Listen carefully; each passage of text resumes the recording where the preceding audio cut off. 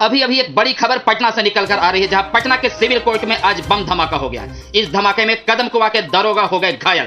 घटना के बाद मौके पर पुलिस पहुंची है। धमाका के बाद पूरा कोर्ट परिसर में अफरा तफरी मच गया।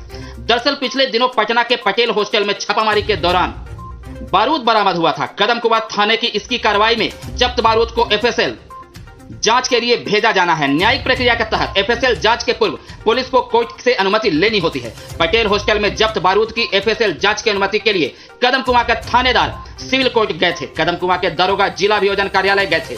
उसी दौरान जब उन्होंने बारूद से भरा डब्बा टेबल पर रखा, तभी उसमें धमाका हो गया। धमाके में दरोगा घायल हो गए। उनका दाहिना हाथ घायल हो गया। उन्हें उपचार के लिए अस्पताल ले जाया गया, जहां वे खतरे से बाहर बताए गए हैं। इस धमाके में 3 लोग घायल हुए हैं, जिन्हें इलाज के लिए पीएमसीएच भेज दिया गया है। पटना सिविल कोर्ट के वरिष्ठ वकील का मानना है कि पुलिस की लापरवाही की वजह से यह ब्लास्ट हुआ है। वही घटना के बाद घटनास्थल पर पहुंचे पटना के एसएसपी मंजीत सिंह ढिल्लों ने बताया कि इस घटना की जांच की जा रही है। ये आपको जानकारी होगा कि पिछले शनिवार को और एतवार को पटना पुलिस के द्वारा जो पटना विश्वविद्यालय के जितने भी छात्रावास थे, जहाँ सरकारी थे, उसके ऊपर छापामारी किया गया था। इसी क्रम में पटेल छात्रावास में काफ़ी भारी मात्रा में जो एक्सप्लोजिव पाउडर हम लोगों को जब्त किया गया था।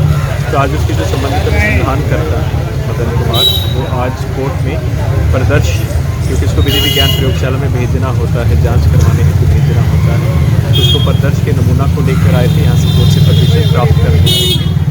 और इसी क्रम में जब वो पब्लिक प्रोसिक्यूटर को फॉरवर्ड करवाने के लिए प्रदर्श को हाथ में पकड़े हुए थे, तो संभवतः गर्मी की वजह से जब जो फ्रिक्शन होती है उसके वजह से उसमें ब्लास्ट हो गया, जो डिब्बा में उसको रखा गया था, जिसके कारण उनका जो दाहिना बाजू है उसमें इंजरीज आई और प्राथमिक उपचार करके उनको डिस्चार्ज भी कर दिया गया और किसी प्रकार की कोई क्षति। कितने लोग घायल हुए? सर, बॉम्ब मेकिंग मटेरियल में डिटोनेशन कैसे पॉसिबल हुआ? देखिए, ये जो एक्सप्लोजिव मटेरियल होता है फ्रिक्शन से भी हो जाता है, डिपेंड करता है कि किस प्रकार का एक्सप्लोजिव मटेरियल है। जैसे आप उसको कैरी करते हैं, उससे फ्रिक्शन होती है, फ्रिक्शन से हीट होती है, तो उससे वो ट्रिगर। इस तरह के एक्सप्लोजिव को सर पहले से डिफ्यूज करने का कोई पानी में किया जाता है? नहीं, देखिए, ये बॉम्ब नहीं है, ये पाउडर है। पाउडर को आप डिफ्यूज नहीं कर सकते। पाउडर डिफ्यूज नहीं होता है, पाउडर सिर्फ इसमें बॉम्ब नहीं था, ये सिर्फ जैसे बारूद वाला पाउडर। सर, ये सोचने वाले सिविल कोर्ट में उमाकांत राय नाम के सब इंस्पेक्टर कदमकुआं थाना में पदस्थापन उनका। बारूद जो है रिकवर हुआ था कुछ दिन पहले, 324 नंबर केस में बारूद रिकवर था। इसी बारूद के जांच हेतु अनुमति लेनी होती है, वो एक प्रक्रिया है जो न्यायालय से प्राप्त करनी होती है। इसी हेतु वो अभियोजन कार्यालय गए थे एपीपी साहब के पास अनुमति लेने के लिए। उन्होंने जैसा बताया कि जैसे ही उन्होंने उस डब्बे को, जो बारूद वाला डब्बा था, उसको जैसे ही उन्होंने टेबल पर रखा, उसमें ब्लास्ट हुआ है। दाहिने हाथ में उनकी हल्की इंजरी हुई है, खतरे से बाहर है। उमाकांत राय नाम है उनका, कदमकुआं थाना के प्रदर्श की जांच हेतु अनुमति के लिए इनका इलाज चल रहा है, खतरे से बाहर है। क्या स्थिति है सर अभी? खतरे से बाहर है, इलाज चल रहा है। अरे यार, जो भी सब्सटेंसेस हैं उनको जुडिशियल नोटिस में लाने के लिए उसको एग्जीबिट कराया जाता है, उसको दिखाया जाता है, मगर मेरे समझ से ये सेफ मेथड नहीं था।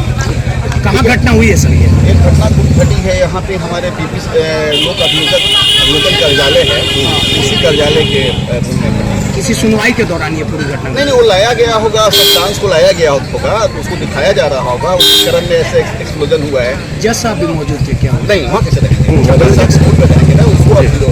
अभी स्थितियाँ ठीक हैं? आप देखे हैं जाके स्थितियाँ? देखा है कि वहाँ पे कुछ उसका सब्सटेंस बिखरा हुआ है। अच्छा, विस्फोटक पदार्थ बंद कर रहे थे कि पब्लिक को एंट्री नहीं किया जाए। बम स्क्वाड की टीम भी अभी आई है? ये नहीं जानते। कितने बजे की घटना है? मेरा नाम राजीव कुमार सिन्हा। कितने बजे हुई है सर? Patna high court. हमको लग रहा है कि ये 1:30 बजे के आसपास का। अच्छा, हमेशा देखा जाता है सिविल कोर्ट में इस तरह का लापरवाही का मामला सामने आता है। देखिए, लापरवाही में अब इस मेथड को चेंज कर देना चाहिए मेरे समझ से। ये मेरा अपना पर्सनल व्यू है, मेरा पर्सनल सजेशन है ना, फॉर दी अथॉरिटीज ऑल्सो, कि इसको चेंज होना चाहिए। बहुत सारे साइंटिफिक मेथड डेवलप हो चुके हैं।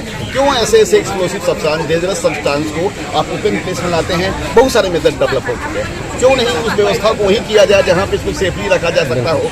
है नहीं, this is very unsafe method. ठीक है, सीधे तौर मेथड को फॉलो करना चाहिए। क्या लगता है आपको किस तरीके से करना चाहिए? उसका बहुत सारे टेक्निकल आज के समय में टेक्निकल है, मैकेनिकल है, इलेक्ट्रॉनिक सिस्टम बहुत सारे हैं। उसको उस मेथड से एक्सप्लोसिव हो चाहे कोई भी फायर आर्म्स हो, इस तरह से ओपन प्लेस में नहीं रहना चाहिए, मेरा अपना मानना है। ओपनली लाया गया है, इसी कारण से घटना हुई? हाँ, इसी तरह जो मैंने ओपनली लाया हम नहीं जानते हैं। हम देखे हैं जस्ट कि the explosion of the bomb blast has taken place in our court premises तो this is not safe sir in my एक जानकारी दीजिए कि अभियोजक शाखा में जो बम लाया गया था, जो जब्त बम होता है किसी मामले को लेके, क्या कुछ प्रक्रिया रहती है? पहले भी इस तरह के जो जब्त बम है, जो प्रक्रिया रहती है वो आती है क्या? इस तरह से कोर्ट में बुलाया जाता है? कहीं ना कहीं एक बड़ी लापरवाही लापरवाही तो कह सकते हैं, क्योंकि कई लोगों की जान जा सकती थी। बिल्कुल बिल्कुल, ये लापरवाही कही जा सकती है। ये सही तरीका नहीं है कि इस तरह किसी एक्सप्लोजिव सब्सटेंस को कोर्ट में इस तरह लाया जाए।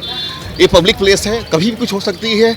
और हम तो समझते हैं कि जो आज का बदलते परिप्रेक्ष्य है उसके अनुसार इसका मेथड चेंज हो जाना चाहिए, चाहे जो भी हो। ठीक है, किनके आदेश से ये आया था? अब ये तो हम नहीं कर सकते हैं। हमने देखा है कि बदलाव की जरूरी है। हाँ, बदलाव की जरूरी है। हाँ, इसके लिए बहुत सारे आज के समय में बदलते परिप्रेक्ष्य में साइंटिफिक बहुत सारे डेवलपमेंट हो चुके हैं। तो इस तरह ओल्ड मेथड को क्यों अडॉप्ट किया जा रहा कोई है? घायल भी हुए क्या? कुछ आप सुन रहे हैं कि कोई लोग इंजर्ड हुए हैं, कुछ लोग सिपाही हैं या कुछ वहाँ इंजर्ड हुए हैं लोग। सर कुछ एक होने चीज़ जानकारी दीजिए, जब इस तरह का मामला सामने आता है, किसी तरह के केस दर्ज होते हैं, जब प्रक्रिया चलती है, सुनवाई होती है, तो इस तरह का बम से जुड़ा हुआ अगर कोई मामला रहता है तो हमेशा लाया जाता है क्या कोर्ट परिसर में? ना, ये तो है कि जो भी सब्सटेंसेज हैं उनको जुडिशियल नोटिस में लाने के लिए उसको एग्जिबिट कराया जाता है, उसको दिखाया जाता है। मगर मेरे समझ से ये सेफ मेथड नहीं था।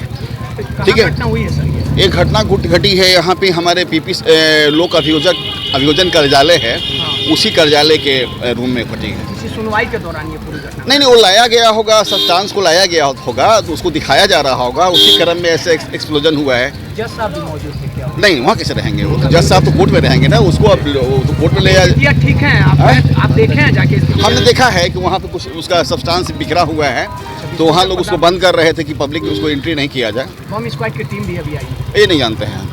क्या नाम हुआ आपका? मेरा नाम राजीव कुमार सिन्हा, कितने बजे हुई है advocate, sir? Patna high court. हमको लग रहा है कि ये 1:30 बजे के आसपास का घटना है। हमेशा देखा जाता है सिविल कोर्ट में इस तरह का लापरवाही का मामला सामने आता है। देखिए, लापरवाही में अब इस मेथड को चेंज कर देना चाहिए मेरे समझ से। ये मेरा अपना पर्सनल व्यू है, मेरा पर्सनल सजेशन है ना, फॉर दी अथॉरिटीज ऑल्सो, कि इसको चेंज होना चाहिए। बहुत सारे साइंटिफिक मेथड डेवलप हो चुके हैं। क्यों ऐसे एक्सप्लोसिव सब्सटेंस, डेंजरस सब्सटेंस को आप ओपन प्लेस में लाते हैं? बहुत सारे मेथड डेवलप हो चुके हैं। क्यों नहीं उस व्यवस्था को वही किया जाए जहाँ पे इसको